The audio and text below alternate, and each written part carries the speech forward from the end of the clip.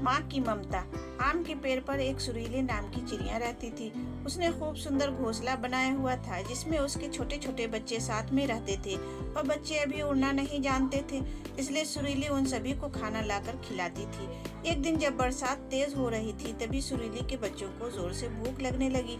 बच्चे खूब जोर से रोने लगे। देखते देखते सभी बच्चे रोने लगे। सुरीली को अपने बच्चों का रोना अच्छा नहीं लग रहा था।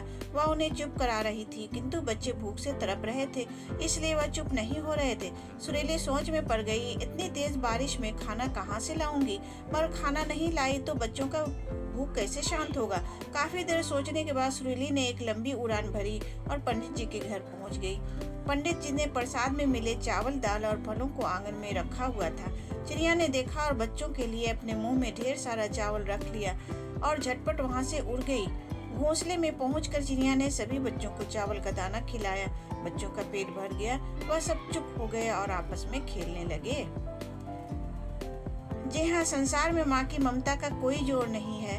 अपनी जान विपत्ति में डालकर भी अपने बच्चों के हित में कार्य करती हैं।